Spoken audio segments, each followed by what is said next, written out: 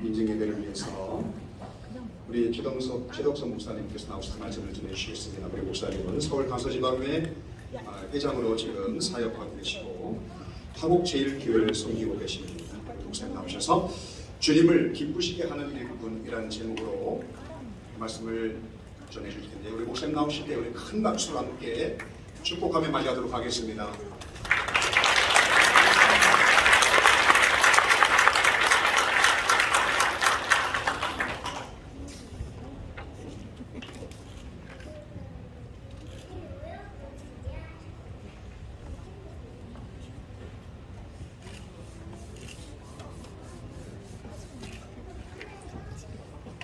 광음교회 창립 45주년 기념 임시를 갖게 된 것을 주님의 이름으로 축하합니다.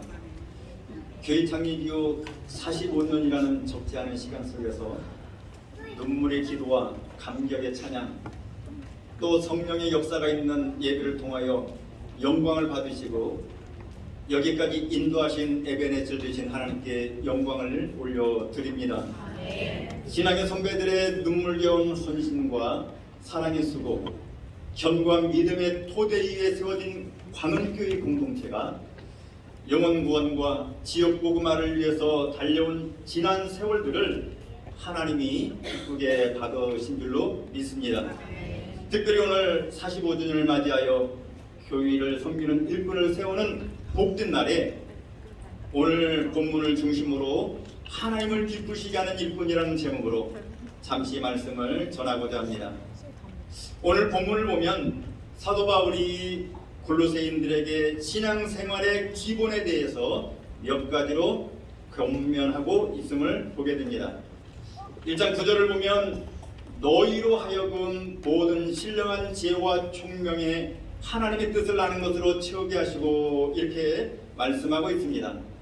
이 말씀을 세번역에서는 하나님께서 여러분에게 모든 신령한 지혜와 총명으로 하나님의 뜻을 아는 지식을 채워주시기를 빕니다 라고 번역되어 있습니다.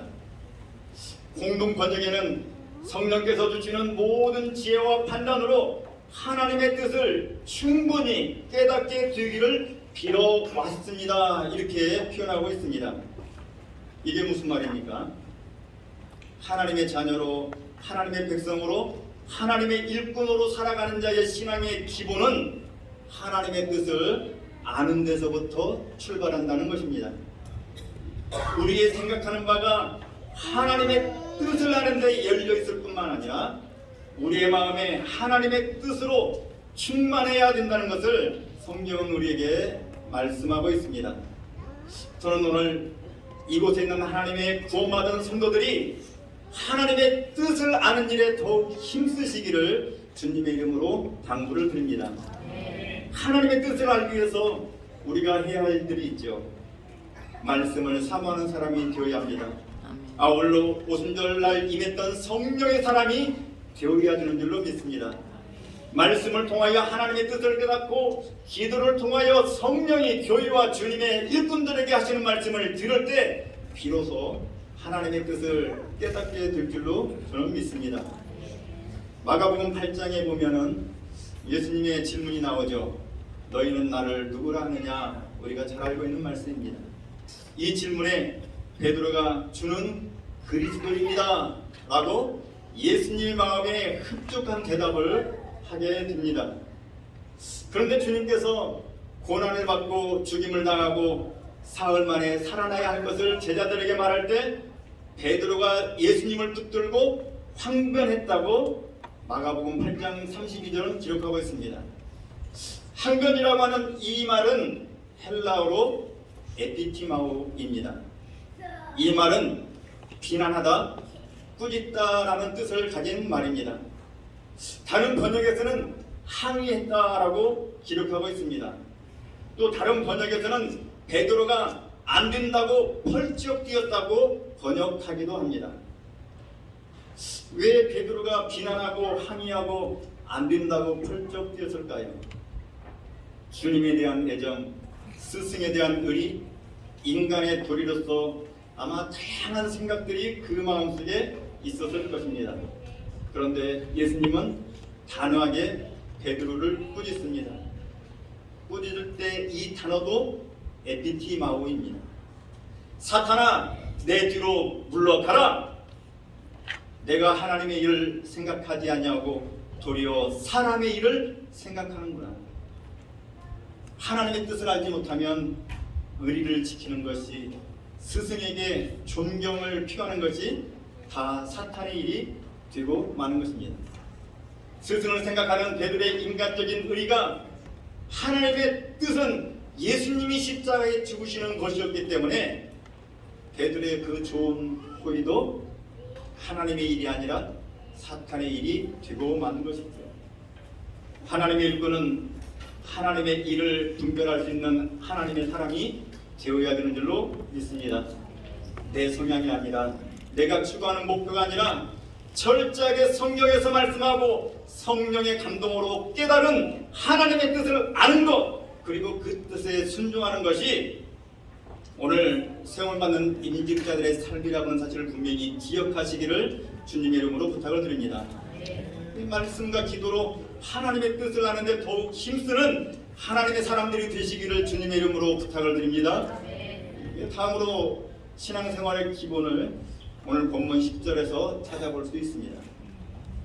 주께 합당하게 행하여 범사에 기쁘시게 하고 모든 선한 일에 열매를 맺게 하시며 하나님을 아는 것에 자라게 하시고, 공동 번역에는 이렇게 번역되어 있는 것을 보게 됩니다. 여러분이 주님께서 원하시는 생활을 함으로써 언제나 주님을 기쁘게 해드리고 온갖 좋은 일을 행하여 열매를 맺으며 하나님을 더욱 잘 알게 되기를 바랍니다. 이렇게 이야기하고 있습니다. 주님께서 원하시는 삶이 무엇일까요? 저는 하나님의 계명을 지키는 삶이라고 믿습니다. 주님께서 우리에게 주신 첫째 가는 계명은 하나님을 사랑하고 이웃을 내 몸과 같이 사랑하라는 말씀입니다. 하나님을 사랑한다는 것은 예배를 통하여 우리에게 구원을 주신 하나님께 전심으로 경배하는 것입니다. 그리고 주님의 몸된 교회, 신앙의 고백이 세워진 교회, 주님의 구원받은 백성들의 공동체를 사랑하는 것입니다. 오늘 임직하시는 분들, 주님의 일꾼으로 부르심을 입은 임직자들은 바로 주님의 몸된 교회를 세우고 봉사하며 섬기기 일함인 것을 믿으시길 바랍니다. 예배당에 나와서 영과 진리로 하나님께 예배하며 또 봉사하며 주어진 섬김의 일을 감당함으로써 하나님을 사랑하는 것인 것을 깨달으시길 바랍니다. 주님의 이름으로 모인 성도들을 섬기와 봉사를 통하여 기쁘게 하는 것이 바로 주님을 기쁘게 하는 것인 것을 깨달으시기를 주님의 이름으로 부탁을 드립니다.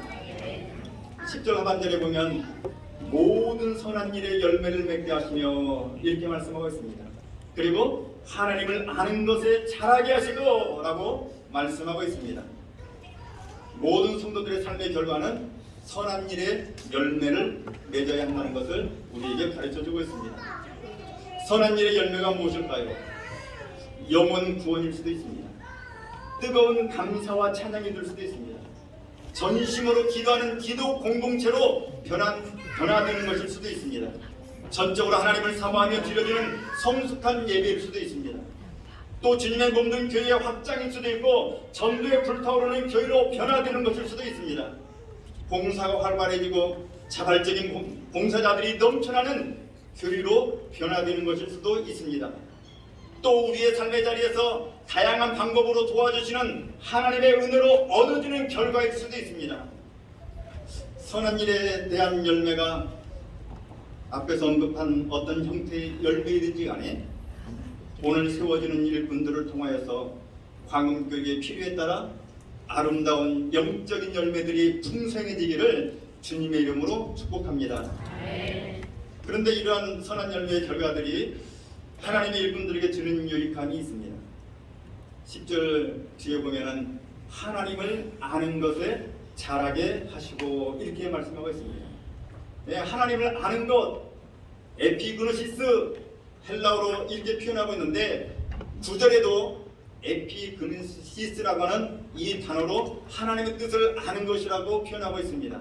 같은 단어인데 9절에서 말하고 있는 것은 일하기 전에 하나님이 원하시는 뜻을 알고 일을 시작하고 순종하라는 것이고 10절에서 말씀하고 있는 하나님을 아는 것을 잘하게 하시고는 하나님의 뜻에 순종하는 그 결과로 하나님이 나와 함께 하시고 나에게 역사하시고 나를 통해서 이루시는 놀라운 일을 경험함으로 말미암아 체험적인 신앙을 가지고 신앙생활을 하라는 것입니다. 살아계신 하나님을 만나고 그 하나님이 나의 삶 가운데 나의 섬김과 봉사 가운데 역사하시는 것을 경험하면서 봉사하고 그것이 바로 하나님을 아는 것으로 자라나라고 사도 바울은 골로새 교인들에게 말씀하고 있고 저는 오늘 이곳에 계신 그리고 임직하는 장로님들과 권사님들과 안수집사님들에게 말씀하시는 말씀인 줄로 저는 믿습니다. 저는 여기 있는 하나님의 일꾼들이 하나님의 뜻을 알고 그 뜻을 순종하는 과정 속에서 나와 함께 하시는 하나님, 그래서 진정으로 내가 부정할 수 없는 하나님, 그 하나님을 만나며 그 하나님과 함께 사역을 감당하시기를 주님의 이름으로 간절히 축원합니다. 다음으로 살펴볼 사도 바울의 하나님 사람들에게 대한 신앙생활의 권면이 바로 하나님의 능력을 힘내는 일꾼이 되라는 것입니다. 11절에 그의 영광의 힘을 따라 모든 능력으로 능하게 하시며, 주님의 말씀이 생각나지 않습니까? 마가복음 9장 23절에 보면 할 수 있거든이 무슨 말이냐, 믿는 자에게는 능치 못할 일이 없느니라 라고 주님께서 말씀하고 있습니다. 빌립보서 4장 13절 사도 바울이 내게 능력 주시는 자 안에서 내가 모든 것을 할 수 있느니라 라고 선언하고 있는 것처럼 하나님이 주는 능력을 힘입으면 맡겨진 사명을 잘 감당하게 될 줄로 믿습니다. 우리가 주님이 주신 사명을 감당할 때 생각지 않은 수많은 어려운 일을 경험하지요. 육체적으로 피곤하고 지치고 정신적으로 심지어 영적으로 다운될 때가 되어 있습니다. 곤고하고 내가 이 일을 계속 해야 되는가, 왜 나에게 이 무거운 짐을 주셨는가, 여러 가지로 고민하면서 그 사명에 대해서, 그 사역에 대해서, 그 일에 대해서 여러 가지 마음속에 부정하고 싶은 생각들이 있을 때가 있습니다. 저는 그때에 오늘 성경에서 이야기하고 있는 것처럼 그의 영광의 힘을 따라 모든 능력으로 능하게 하시며 라고 하신 이 말씀으로 하나님의 능력을 힘입어서 이 시련과 고난과 여러 가지 어려운 역경들을 이겨내는 하나님의 일꾼들이 되시기를 주님의 이름으로 부탁을 드립니다. 11절에서 모든 능력으로 능하게 하시며 라고 하는 이 말씀에서 능력은 헬라어로 디나미스라고 합니다. 사도행전 1장 8절을 보면 오직 성령이 너희에게 임하시면 너희가 권능을 받고 할 때 권능도 디나미스입니다. 능력은 어디로부터 어느 때에 오는가? 바로 성령이 우리에게 임하시고 성령이 우리에게 역사하면 우리가 감당해야 될 모든 사명들을 감당할 수 있는 능력을 우리에게 주시고 감당하게 될 줄로 믿습니다.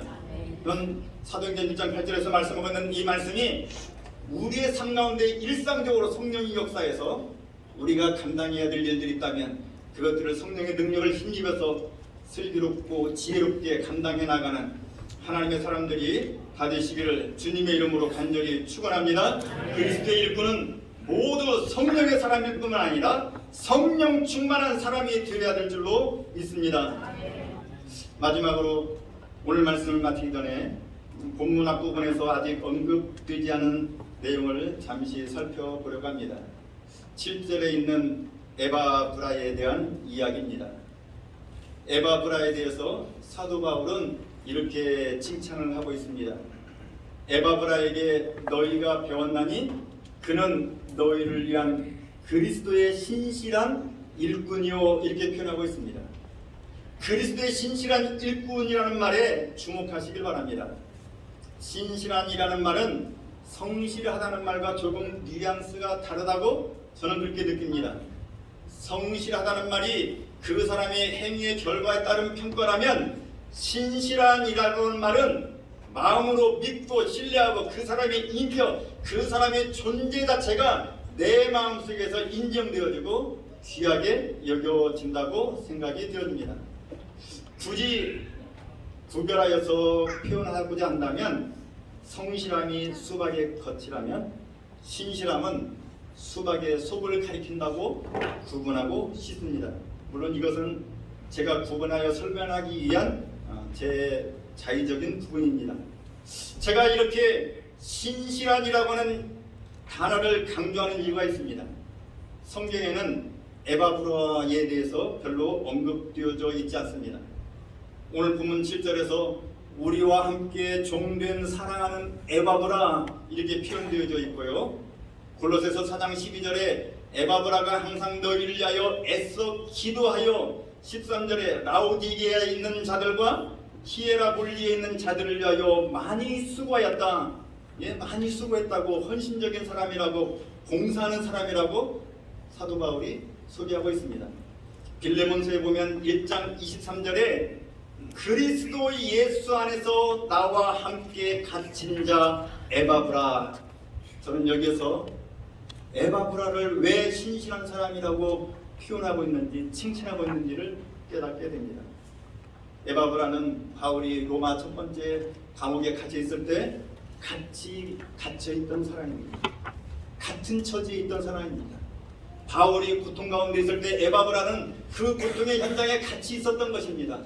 고통받는 사람이 사랑하는 사람과 함께 있을 때 그 고통은 이겨낼 수 있는 힘을 우리가 얻게 됩니다. 신실하다는 칭찬은 그냥 얻어진 것이 아닙니다.